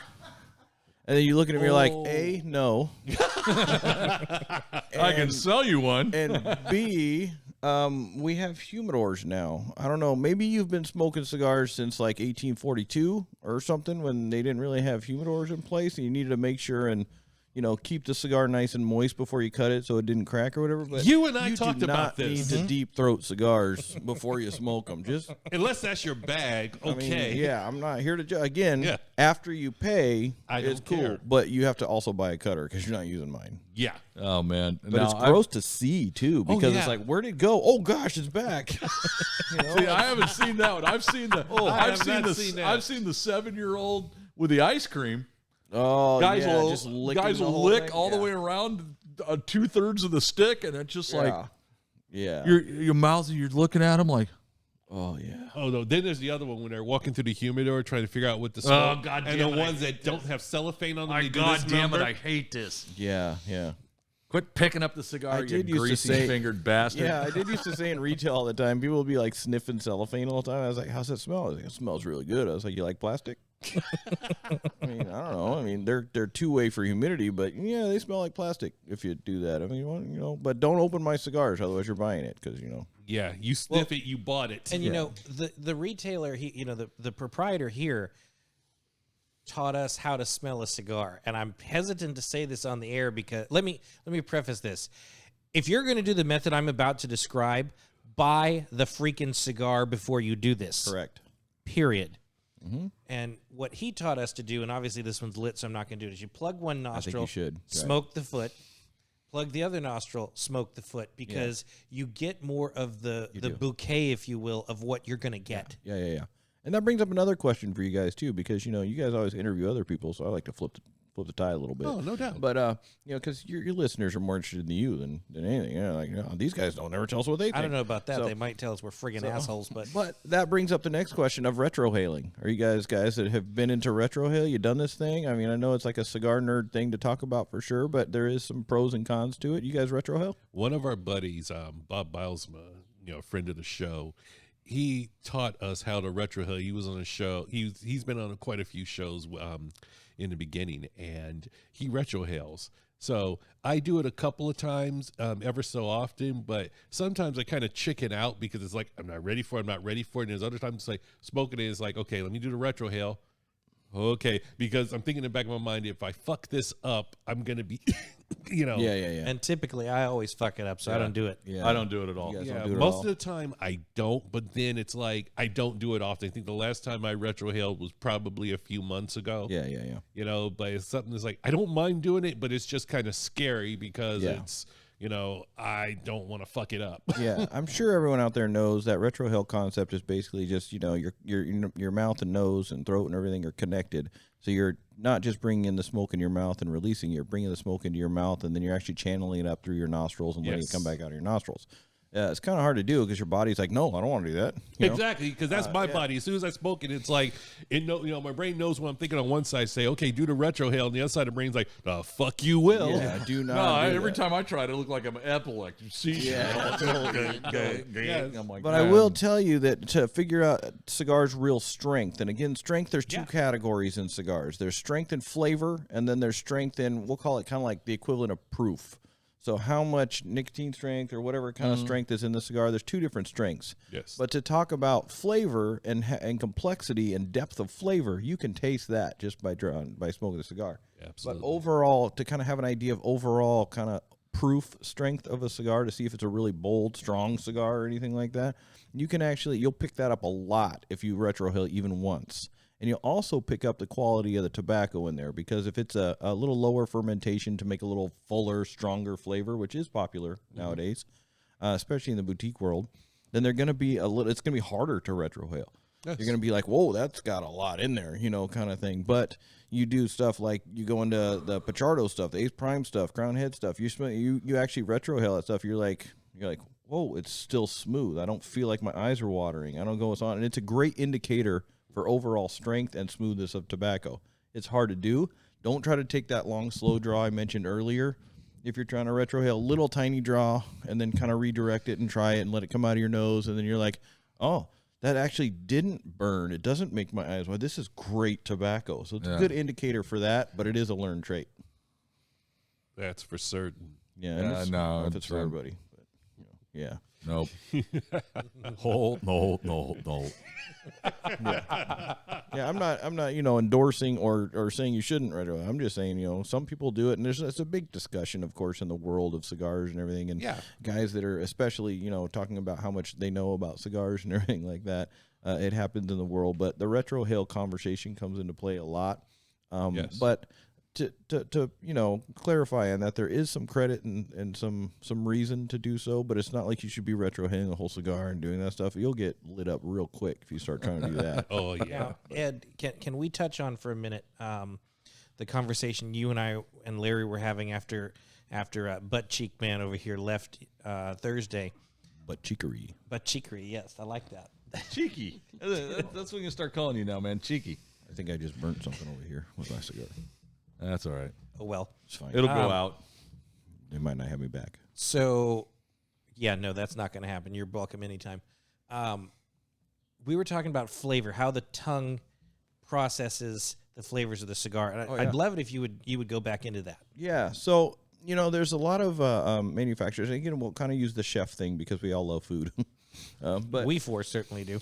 But there's a lot of people that will put together ingredients when they're making a sauce or whatever, so that you actually taste the different things that are put into it, the quality of the ingredients and the different stuff that's in there. But if you get to true visionaries and true artists in any kind of craft, whether it be chefs or whether it be cigar blenders, you get into some discussions and stuff. I've kind of learned this recently, just hanging out with Luciano Morales from Ace Prime. The dude is just a savant in blending cigars and tobacco and everything like that. But you'll get certain flavors.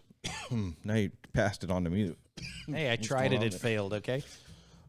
It's like a yawn or something. Apparently, I'm not a psychopath because I also coughed when you coughed. But so talking with Luciano and doing this stuff, he's really good. One of these days, I hope you guys can talk to him about this. But in his craft, you can pick certain tobaccos to have like a bitter flavor, a sweet flavor, a rich flavor.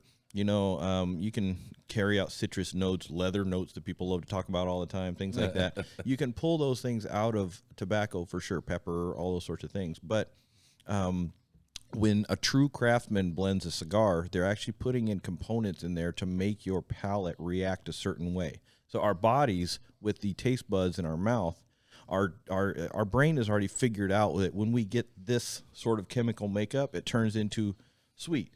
And it reminds us of something, or like an orange or citrus or something like that. It reminds us that way. And the way that happens is from what I understand, is that your taste buds, they actually kind of, the more saliva that's created, it's almost a delivery for the chemical components of the smoke into your body, of which your brain can translate into a flavor. So this happens in the spirit world.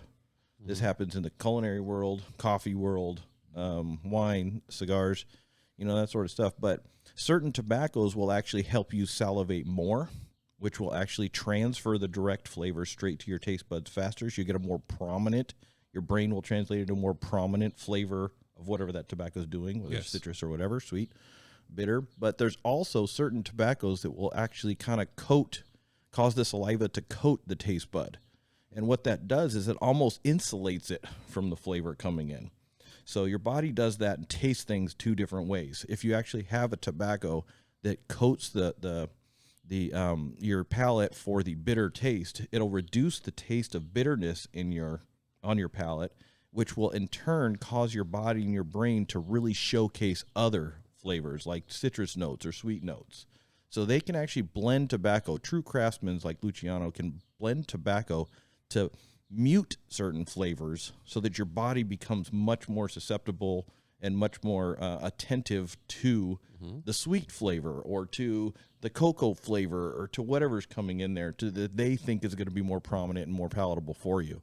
So it's actually really interesting. You get into the science of taste buds and how that stuff and how your brain transfers whatever that chemical makeup is into a designated flavor in your mind and tells you this is citrus, or whatever. And then using the tobaccos to create that, to mute certain things. Like you smoke the Ace Prime Fiat Lux cigar. It's like you pull that cigar out, you buy one of those, you buy another cigar that maybe you're like, earlier, Greg, you were talking about cigars that maybe a little too strong or a little too full. Buy one of those cigars, smoke that cigar like about an inch, then come over and grab that Fiat Lux you bought and smoke that cigar about an inch, and then come back to that first cigar. You're going to be like, what is that flavor? Why is it so bright? Because the Fiat Lux, Luciano designed it to actually create saliva, cause saliva in the mouth, not to where you need to, spit like some people do. It's kind of a lot of that stuff, but to where you can actually really taste a brightness in the tobacco. It'll actually affect the earlier cigar that was too strong for you and make it brighter and make it softer on the palate, but brighter as a result of the Fiat Lux. And then that'll wear off and your body will adapt to it. It'll be strong again, put that thing back down, come back to the Fiat for another inch, and then get back into that cigar. And it's a great experience to try, at some point and do that when you're out there. But cigars will affect that if the blender focuses on the ability to manipulate your taste buds, if you will, to get to a desired flavor. I've never heard. Believe it or not, that's the short version. Believe it or not. Honestly, I've never heard it explained like that. That's amazing. Yeah, and you talk to guys that are like, winemakers. They'll be like, oh, I know exactly what you're talking about. You talk to, the higher end chefs, the Michelin chefs. They're like, oh, I know exactly what you're talking about, because they're not just creating a flavor with basic ingredients that we can all do in our home for cooking at the stove. Yeah, they're actually trying to create culinary experiences and trying to force your palate into tasting certain things. And when they do that and they have an understanding of this aspect of it all, it's actually, then you start to look and say, this is a true craftsman, a true artisan. Mm-hmm. And that is where I have tremendous respect for both Luciano and John Huber in our world. That's why our cigars are so good. Oh, yeah, outstanding. And I love how you harken back on the cooking. I had the privilege of having like a 7-course meal once, and it's a lot of amuse-bouches, that small, basically your what small. Was that word? Amuse-bouches. It was fancy. Yeah, it's like just very small plates, small taste of stuff. I try to not taste everything. Moose bush. I try not to do that. That's what I thought he said at first too. Was moose bush. Like, moose bush. Where the hell were you eating? Probably good. I'll go with it. I don't know. I believe depends on it's like anything else. Depends on how it's prepared. Yeah. So apparently it's my job to derail all of the real thoughts you guys are having right now. So I'm sorry, Scott. No, you're good. You're good. But no, it's an experience because you get all these different tastes. The goal's not to have like this huge giant meal. It's like you're having like these very small plates of different things, and it's just incredible. Yeah. I mean, and I once, I've done a couple of multi-course meals. It's just little small things, and it's a really incredible experience as you build up. Was any of it chicken fried? No. I'm talking about brandy glazed scallops. blackened shrimp. And it's funny how satisfied you are with that, even with Yes. small portions, because your body's just like, oh, that's good. That's good. You know, and then you're like, dude, I don't really need to eat like piles of food like Americans do. You know, I could eat a little bit of food and good food, and then I can really be satisfied and really happy and feel good about the money I spent on it. The same way cigars are that way too. You know, certain cigars will hit you just right, and you're just like, dude, that's a great cigar, great value. You know, this was, you know, $15, $18 well spent, because I actually really feel satiated and happy after that cigar. Some other ones you're like, freak, I'm not doing that again. But Exactly. you know, that's how it goes. So it's really cool. Yeah, Larry, I'll bring you and Sherry to the house one day. I'll do a multi-course for you. I'll blow your mind. Oh, look at that. I will blow your mind. What, so look, our studio question from the studio audience. No, I think you want in on that. All right. Hey, that's an idea, Scott. We'll do that after Pops gets back from Cedar Rapids. We can have cane races. Wow. Wow. So I'm smoking right now. So I know. Serie E. So I know, Ed. You and I started the new cigar. So yeah. Oh, it's a good save, Ed. This is the Serie E by Crown Heads. This is a cigar that's relatively new to our portfolio, and this is a cigar that we had a lot of success. I mentioned earlier with the Mil Diaz, and Mil Diaz is just a great cigar. There's like this almost floral kind of aroma from it that's really soft and tasty and complex. But there was a few complaints here or there about Mil Diaz, and that was that it wasn't quite strong enough. There's a lot of you guys out there that smoke cigars that want something a little bit stronger, so Serie E is our answer to that. And this is an Ecuador Habano Oscuro wrapper. So a little longer fermentation, a little bit richer kind of flavor profile, a little higher strength coming out of the cigar through that process. But at the same time, use a Nicaraguan binder, Nicaraguan filler in there too. But this Serie E cigar from Crown Heads will be a nice, big, flavorful cigar, nice and rich in there. This is actually, I was just sitting over here because we were talking retrohale, so I figured I should know what I'm doing. So I started retrohaling a little bit of this cigar. There's no sharpness on it. It's super easy to smoke, but at the same time, it's a cigar strong enough to remind you you're smoking a cigar. So I hope you guys enjoy this as well. This is the Serie E Ecuador Habano Oscuro wrapper. Oh man, it smells amazing. Yeah, nice and oily, pretty. Yeah, no, wrapper. that's what I got. That first cold inhale. You know, God, yeah, you got that kind They of. call that dry draw. Yeah, Dry your dry draw. draw. Look at that, fancy with terms. Yeah, I didn't do a dry/cold draw, but the initial lighting of it, it's just an explosion of flavor. And I'm Totally. trying to place the flavor, but I just know it's good. Yeah.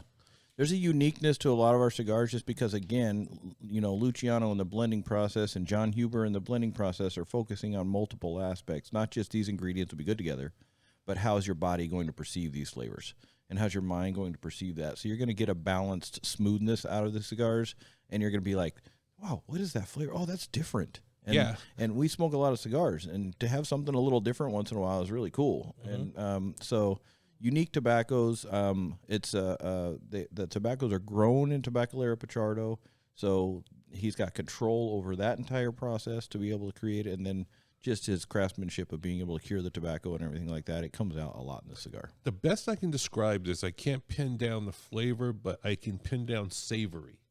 It's a savory taste. Yeah, I could totally see that. Yeah, it's fantastic. Yep. Oh, this is amazing. How often do they get this quiet on the podcast? Never. not very I often. take that as a compliment right there. Yeah, this is a great cigar. This is one that we were really excited about. You know, it's a regular production line, so those of you that are Crown Heads fans, you know that there's a lot of limited releases or limited editions or annual releases or whatever, but this is a line that's always available. Any Crown Heads partner will have these cigars in their store, but Serie E's been tremendously popular for us. It's also a little higher in strength, so we moved from the Jericho Hill to the Serie E because I wanted to increase the strength a little bit, so you have a little bigger taste profile, bigger dynamic cigar as you move through, so it's not muted by your prior cigar, even though we're having this tasty rum, right, and there to kind of help out. But this cigar should be a little bit bigger. It's not going to be sharp where you're going to be like, this doesn't really taste strong, Ed. I don't know what you're talking about, but move through the cigar quickly or don't give it the respect it deserves, and it'll remind you of the strength It'll it has. get you. Oh, yeah. Yeah. No, this Little is sneaky this strong. is really nice. Yeah, that's for certain. But I can't say enough about this cigar. Yeah, it's not sharp. No. Or it's a really smooth, but it's got a lot of body, Yeah. It's a real refined. It's a refined, bold cigar. So you have a lot of taste, a lot of flavor, a lot of dimension, a lot of complexity. But it's really refined where there's bold. really nothing offensive in this. Bold cigars. is a good word. Yeah, I like really that. bold. Yeah. Let me ask you guys: when you smoke the Series E, even if you can't pinpoint the flavor, but where is the flavor coming from? The roof of your mouth, the tip of your tongue, back of your tongue? Where are you? Where's the flavor hitting you? More the back of the tongue for Yeah. me. And it's one of those where you say strong, you say bold. I can see that. I don't get that, which I appreciate, Yeah. because it's when someone to me says bold cigar, my mind automatically goes to, here we go, buckle up for this ride. Yeah. But it's balanced. The flavor notes are there. The strength is very subtle in the background, which I like. Yeah. I think that two words that I've used a lot that help in that kind of area, which may be more appropriate to some of your listeners and everything too, would be rich or decadent. Mm-hmm. Yes. And when you're looking at those two words, you can be like, oh, now I get it. There's a lot in there. There's a lot going on. It's not passive in any way. It's not subtle. It's not like, you're drinking some, light little Chardonnay or something just kind of falls off and you have a little residual flavor. It's more like a big cab where it just like says, yeah, this look at all this flavor. Hey, check this out. Hey, check this out.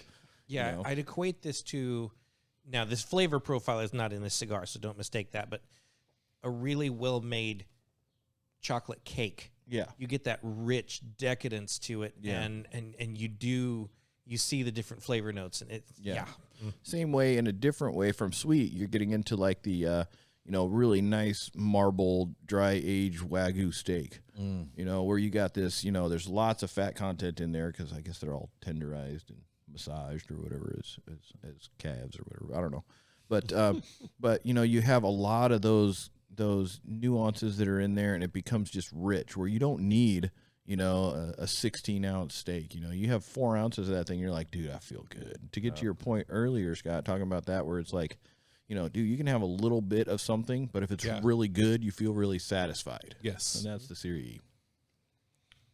it's great. Yes. Definitely a good time. Closing thoughts, guys. Closing. Where are we going? Yeah, good closing. I think we need to put a pin in. I mean, I've had a great time, but time's ticking. Yeah, we're getting we're kind of winding down here. So as we wind down, Greg, any thoughts? I hope you'll come back, Ed, Oh man, I'd love to. because it's been a fun discussion. I mean, I don't even really feel like we've done an interview because we haven't. We've had a great discussion. This is Thursday with Mics. Right, Yeah, pretty much. Yes. And the cigars you've brought, Jericho Hill is very familiar for me. It's been in here for a while. It's, as Scott said earlier, it's one that I've fallen off of. But now that I'm reminded of it, it's like, I got to get back to that. And this Series E is just, I don't even know how to describe it right now. I'm still trying to process what I'm smoking. I love that you still like it because you're further in than the other guys on that cigar right now. So, in my opinion, oftentimes the first part of the cigar when you first light it is arguably the worst part of the cigar because you have that big torch you just heard right there. You got a lot of heat right there. And again, I mentioned earlier, tobacco tastes better when it's lower temperature. Yes. So you got this big old freaking triple flame torch, coming across, or that dude trying to, fillet your face that you guys experienced earlier. You get that in place. It's the worst part of the cigar when you first light it, in my opinion. But a lot of manufacturers, they construct a cigar in a certain manner that actually kind of adds to that strength in the front, and I don't really like that. But Pichardo and Luciano and John, they really focus on making sure and doing certain things in the construction process we can talk about another day to kind of really soften that first front light so that you get a natural flavor of the cigar that doesn't change or modify through the cigar. And that's, again, part of the craftsmanship and artisanship that these guys are doing in there. But it's really good to see that, that even at the beginning of the cigar, it's hitting your guys' palate in a positive way because, again, testament to John Huber on this one. Way to go, John. I'm honored to be able to work for a company that creates such high quality product, and John's passion comes through every single cigar, and I benefit from it, as do you guys too. So absolutely. Props to Big J Hube. Ed, how often is this area going to be in your rotation travel wise? So a good thing about this area is that I used to live in this area. So, there's connections even outside of work that may may draw things around. But, being a small company, we have a big territory. And, you guys know there's not a cigar shop on every corner that's an actual tobacconist, So from that aspect, my territory is pretty big. I function in a 9-state territory, and the state of California is only one of those 9. So for that purpose, it's a big state. I mean, it's really probably month and a half's worth of work actually going into one state. Yeah, I believe that. So from that aspect, I'm usually probably 3 to 4 times a year I'll probably be out in this area. Oh, right on. And then of course seeing you guys at the shows and stuff like that, hang out and smoke or whatever. I'll introduce you guys to a few guys, like the guys we've been talking about here, at least to say hello to Luciano and to John, for sure, and man. see what they I do. really look forward to that. They create such amazing things, and you guys really should, if you get any time, and in Radio Pichardo, Oh, yeah. it'd be really, really cool for you guys to see them amongst other manufacturers that are all in one place at the show. But yeah, to answer your question, it's probably 3 to 4 times a year. At this point, I don't necessarily like going on record because, the retailers are like, you said 4. I only saw you 3. And I'm like, well, buy more cigars, but I'm just kidding. Yeah, we got to talk to your brother about maybe having an event. Yeah. Cause Scheduled event? Yeah, scheduled event. Yeah. That would be awesome. Yeah, I think that the cigars speak for themselves, putting them in the hands. But, at the same time, when you walk into a store and, the store that your brother works in is not necessarily a store that's been of recent years supportive of the brands, just because there wasn't representation prior to me that was pretty consistent. But I've known these guys longer than I've been on the manufacturer side. When I was a retailer, I was sending people over here for stuff that we didn't have, and we were working together in that aspect. And that was, going back almost 30 years. Yeah. So from that aspect, there's a tremendous amount of love for those that have been supported for a long time. They've really embraced at this shop the Ace Prime products and have a appreciation for the Crown Heads products, and we're looking to expand into that area as well, so you guys can have more options to smoke. But yeah, we got some new stuff coming out at the show that's going to be really awesome. Oh, I and can't wait. Great flavors. You guys will be able to sample a couple of those and then give your audience a little bit of background and feedback on some of the stuff that will be coming to the store. And we'll try to get these guys in there to part with a few dollars in the wallet to make sure and get some good stuff in here, and then support that through. Just strong arm him if you have to. Yeah, no doubt. There's no strong arming the owner of this store. I want to go on record 100% and say I recognize that. But together, a massive partner and a great partner, and recognizing great tobacco. And if we can put that together and put it into something and create events and everything, totally down with that. It'd be really fun. This is a soft spot in my heart for this region, just because of the fact that, I lived here for so long, and I know a ton of the cigar smokers, not even retailers. We were just at breakfast, and I see this dude that come in I haven't seen in 7 years. He's like, Ed, how you been? I was like, dude, what's up? And it was really cool. I haven't seen him in 7 years, but at the same time, we're cigar people. And we're friends. Even if we haven't talked to each other in 7 years, we're still catching up and having a great time, as if we never even, stopped seeing each other. So it's really cool. So this area is heavy in that for me. Yeah, I'm just going to say, as far as closing thoughts go, I really appreciate you being here, Ed. I love this talk that we've had. It's an education and introducing us to some of the products that, we haven't smoked yet. I mean, just incredible, man. I can't say enough good things about it. Yeah, in closing for me, the one thing I really want to put out there is we experience a sense of community that we love as cigar smokers. We talked a lot about that today, and it's really cool, but oftentimes we may not think in our world, because we've got so much stuff going on and so many things in life, that we may not always reference or think about those rollers in the factories and those farmers that are growing the tobacco. Right on. That are a major part of our experiences and, frankly, our quality of life in enjoying these cigars. So as you're smoking a cigar once in a while, maybe just a little nod to the factory workers that never get to hear about the joys that we experience because they're sitting there doing this mundane task of rolling cigars over and over again, and they're doing it passionately because it's in their DNA. It's multiple generational that they're doing this stuff. And the farmers the same way. they don't necessarily get to see us on the backside enjoying this stuff and having this community, but just a little nod to them as you're smoking once in a while. Just be like, I don't know, roller number 12 or in seat 12 or whatever. I love you, bro. Thanks for doing it. And just kind of recognize that. And I encourage a lot of cigar smokers to not just thank the retailers, which you should do, because shoot, they put their blood and sweat and tears into trying to create a spot for you to smoke in. Especially you guys here in a state that's not so friendly to doing that.